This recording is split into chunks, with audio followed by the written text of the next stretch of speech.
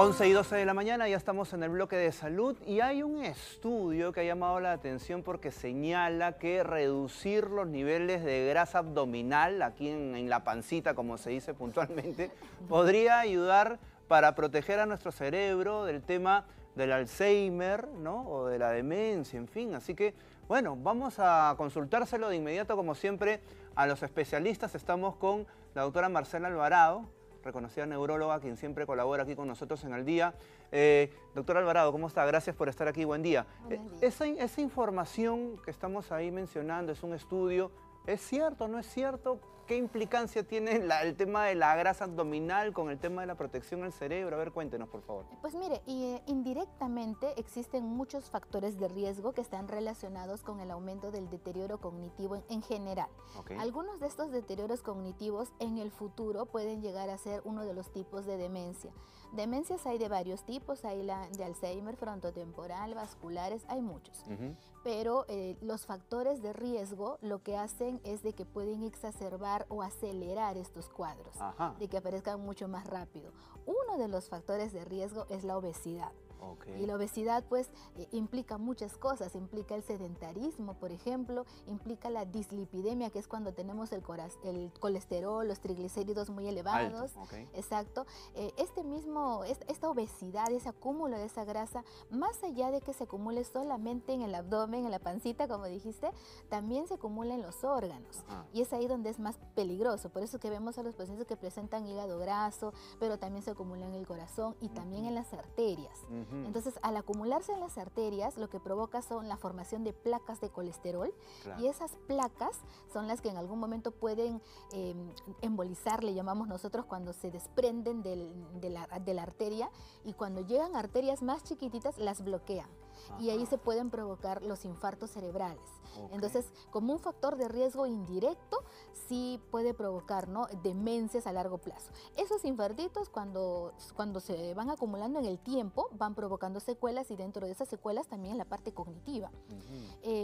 Cuando algunas veces no se provoca infartos en sí, pero algunas ocasiones se provoca lo que llamamos microinfartos, que son lesiones que vemos en la cabecita, y cuando ya son muchas estas lesiones, provocan olvidos. Claro. Provocan deterioro cognitivo. Y estos microinfartos, como usted señala, a veces ni se perciben. No son sintomáticos. No se da cuenta, la mayoría podemos estar conversando y teniendo el microinfarto y no nos damos cuenta. Muchas veces hacemos una tomografía, una resonancia por algún otro motivo, y de repente los encontramos ahí.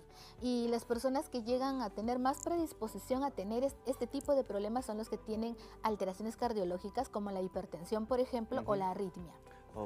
Entonces es un llamado de atención en general para tener una vida saludable. Claro, lo que se refleja, digamos así visualmente, es, ¿no?, la acumulación de grasa que podemos tener pues en el estómago, en la pancita, como hemos dicho, pero al final eso es algo que afecta a todo el organismo, ¿no? La acumulación de grasa, y también obviamente a algunos órganos importantes, como en el caso también que ha mencionado, ¿no?, el cerebro. Entre muchas otras cosas, entre muchas otras enfermedades que ocasiona la obesidad, digamos que por ese acúmulo de esa grasa anormal, sí puede llegar con el tiempo a provocar los olvidos, deterioros cognitivos, el estrés también, el ánimo, el sedentarismo, que también hace que al final uno siga pues engordando un poquito más. Entonces, muchas de estas personas se hacen los exámenes de control para ver cómo están los triglicéridos, cómo está un colesterol que a nosotros nos interesa mucho, que es el LDL, pero sin embargo a veces encontramos elevado en personas que no necesariamente están obesas, que son delgadas y que sin embargo están con los triglicéridos, con el colesterol ¿Qué elevados. pasa? Claro. Exacto. Y eso no solamente pues dejémonos llevar no solamente por la pancita, sino en general cómo es nuestra alimentación, ¿no? Si verdaderamente estamos comiendo los nutrientes correctos, o por ahí estamos consumiendo nutrientes que nos están haciendo daño. Correcto. Bueno, y para que le quede más claro a todos los televidentes, ¿qué no deben comer y qué sí deben comer? Bueno, en realidad cada persona es diferente porque hay personas que hay que catalogarlo por la comorbilidad que tenga. No va a comer lo mismo un diabético que uno que no tiene diabetes, uno que tiene hipertensión, otro que no. Pero en general deberíamos de consumir pues variado lo que son las proteínas, lo que son ciertos aceites, como por ejemplo los que encontramos en el pescado, lo que encontramos en la palta, en las aceitunas, ¿no es cierto? Que son aceites naturales, no son procesados, son más poliinsaturados, ¿no? Entonces eso es algo que si nos son buenos bien, para la salud. Buenos. Claro. En neurología siempre recomendamos los frutos secos, ayudan también bastante, ¿sí?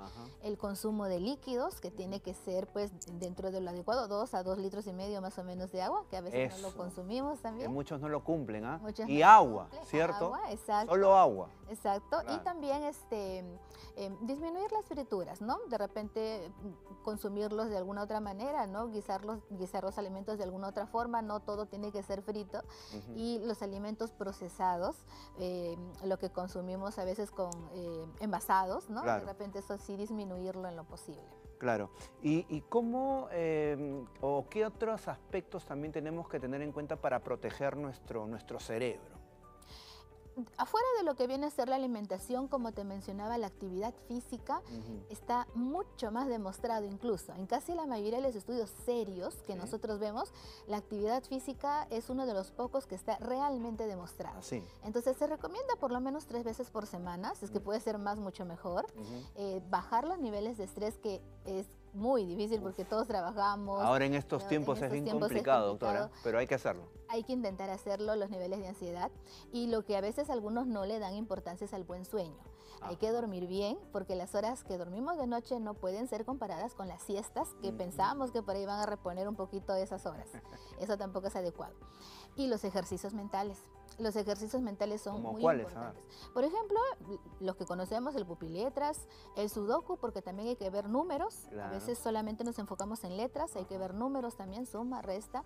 Hay que tener lecturas, pero comprensiva. No solamente es leer, ¿no? Sino tratar de comprender. Los crucigramas también, Los crucigramas, la sopa de letras, de repente los rompecabezas, yendo mucho al nivel del paciente, un paciente que es analfabeto, de repente ponerle cosas más sencillas a uno que de repente tiene un grado de educación más alta y ya cosas con un nivel más alto. Claro, qué importante eso, ¿ah? Y en el tema, por ejemplo, ya de las personas que quizás ya están con estos problemas, ¿no? De Alzheimer o de demencia, en fin, hay una alimentación especial también para ellos, entiendo, ¿no? ¿Cómo es ese cuidado, ese proceso ya en ese caso, por ejemplo? Vemos primero sus comorbilidades. Muchas veces, como son personas adultas mayores, ya vienen con otras enfermedades. Entonces hay que cuidarle que de repente el alimento, si es que es hipertenso, no tenga pues mucha sal, si es diabético igual, pocos carbohidratos, porque si no controlamos su presión, su diabetes, sus otras enfermedades, aunque parezca mentira, todo está relacionado.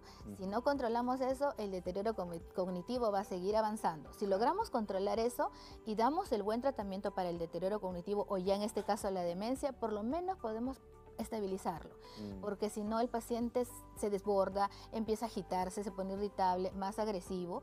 A veces tienen infecciones también sobreagregadas y ellos no lo manifiestan como nosotros, que hacemos fiebre o decimos nos duele aquí, ¿no? Ellos no lo manifiestan así, ellos simplemente se irritan, se molestan, se ponen a veces agresivos y a veces no duermen toda la noche, no dejan dormir a los familiares. Eso, es una situación ya bastante complicada también de manejar a nivel familiar, ¿no? Así es. Bien, doctor Alvarado, muchísimas gracias como siempre por traernos todas estas recomendaciones y esta explicación tan didáctica, sin duda, que es muy importante para todos nosotros.